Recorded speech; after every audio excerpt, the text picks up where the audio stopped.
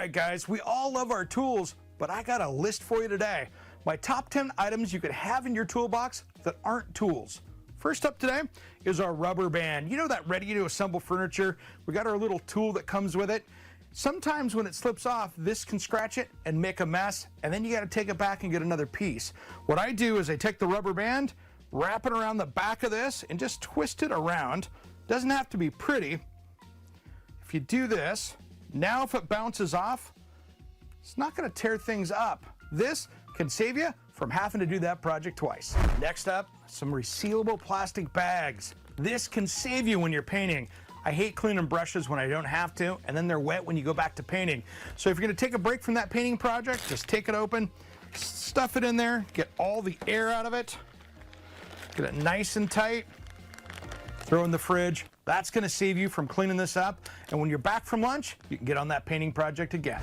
All right, number 3 is kind of a crazy one, but it works. Baby oil. This is great for taking latex paint off your hand. Put a little bit on there. Your rag takes it right off. It releases it right off your hands, and it feels good when you're done. All right, guys, one of my favorite little ones is one of these little magnets like this. This can save you a bunch of headaches. I grab a piece of scrap wood like this. I'll grab a little bit of hot glue, throw it on the end here, glue this right on the end. There we go, just like that. So you drop that little screw, that little nail, I'm gonna save you a trip to the hardware store. When it drops off, now I can go down and get it right here. This will save you a bunch of headaches and time on the project. All right, guys, handful of string can be used for a million different things inside the shop, but you know something? Doing a circle is pretty nice. All you have to do is have a loop on the end, come out here, and just put your string and the pen at the same location, and then carefully go around the outside. The secret here is to have that keep nice and taut, and you will have to reset your hand because you don't want to roll this around. Come around here, come around here, and there's a circle. This is a great thing to have in your toolbox. All right, next one is one of my favorites, a toothbrush. This is great for cleaning around the shop. Maybe you're working on a project, you're trying to get stuff cleaned up. This can get into all those little tiny areas and places without scratching it because, well, it's designed for your mouth, so that's a good thing.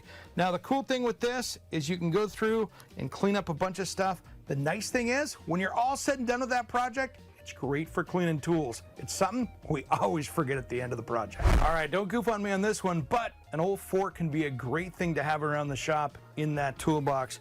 You got nails and drywall. You can come in here like this, grab it, pulls it right out.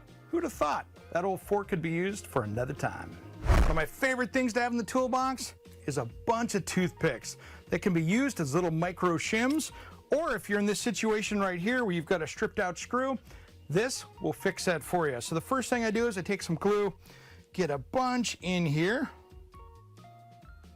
That way it's in there really good. And then take a handful of these toothpicks and we just start jamming them down in there. We want to get that in there as tight as we can.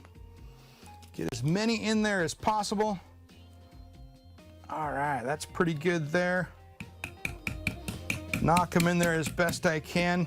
And then all you have to do is take your razor knife, come in here, and just start cutting it off. If you've got a saw blade, you can do that too. But we're trying to just get these off flush. Get the rest of those out of there. Then let that dry. And we can just take this right here and drive the screw home.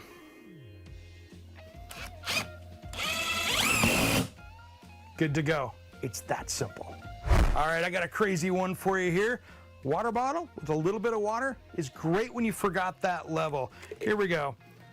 If you've got markings on it, or you can take a pen and mark on it, this can be your automatic level. You know where it is because the water is always going to be level for you. So you can set it on top of that picture, and you know if it's not level by the lines on the bottle. It's that simple. All right, guys, last on my list, compact mirror. This is that extra set of eyes where you can see around corners. If I've got a hidden fastener or something I dropped, I know where it is. Now that's my top list of tools that you should have in your toolbox that aren't tools. If you've got a suggestion, I'd love to see it. Send me